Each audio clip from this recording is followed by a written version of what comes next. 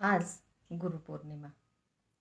सर्वप्रथम मी माझ्या आयुष्यात आलेल्या सर्व गुरूंना वंदन करते.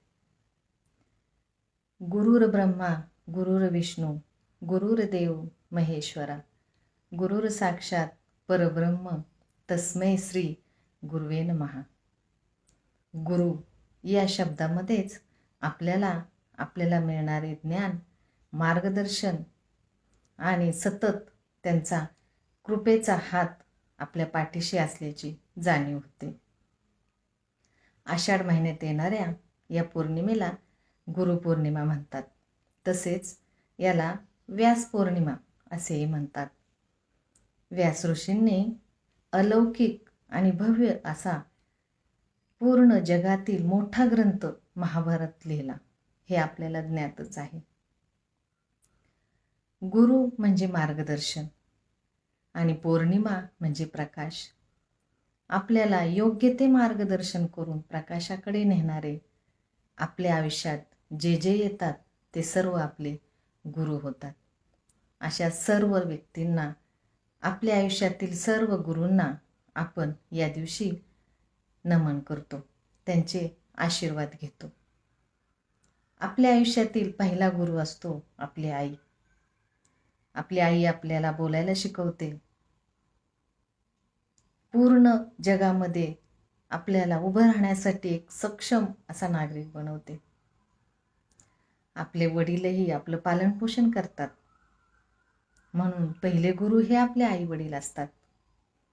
त्यानंतर आयुष्यामध्ये आपल्याला बरेच गुरु लाभतात, बऱ्याच जणांचं मार्गदर्शन लाभतं आणि या सर्वांना आपण आपले गुरु मानत जातो. मग जो आपल्याला शिकवतो तोच फक्त गुरु असतो का?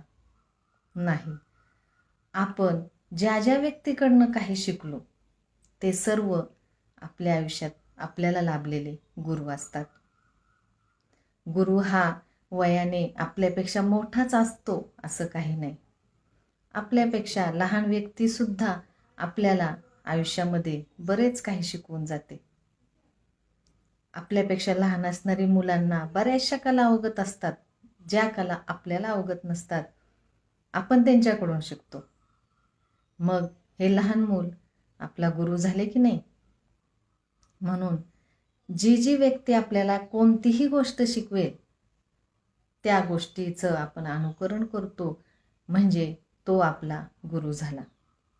म्हणून मी माझ्या आयुष्यात येणाऱ्या प्रत्येक माणसाला गुरु मानते. कारण प्रत्येकाकडनं मला बरंच काही शिकायला मिळालं.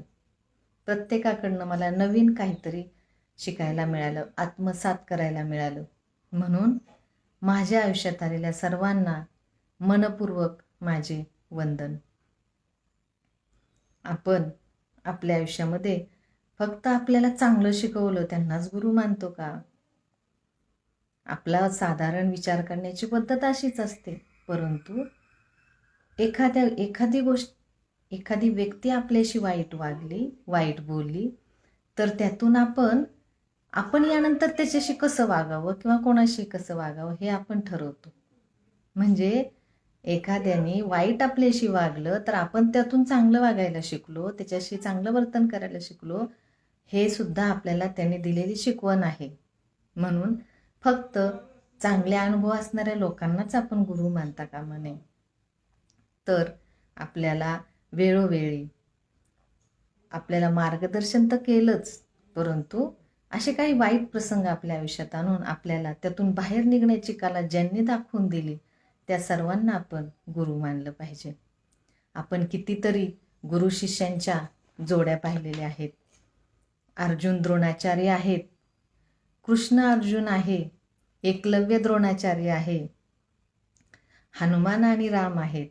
त्याचप्रमाणे रामदास स्वामी आणि छत्रपती शिवाजी महाराज असे कितीतरी गुरु आणि शिष्य हे लाभले आणि त्यांचे आचरण, त्यांचे अनुकरण, त्यांचं जे ज्ञान आहे, त्यांची वागण्याची पद्धत हे आपल्या डोळ्यासमोर आजही आहे.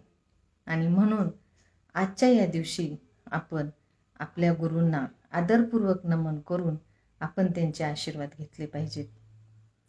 माझ्या आत्तापर्यंतच्या आयुष्यामध्ये आलेल्या माझ्या सर्व गुरूंना माझे पूर्णपणे अभिवादन आणि त्या सर्वांना मी धन्यवाद देते. त्यांनी मला माझं आयुष्य परिपूर्ण, ज्ञानपूर्ण आणि सुंदर बनवलं. धन्यवाद.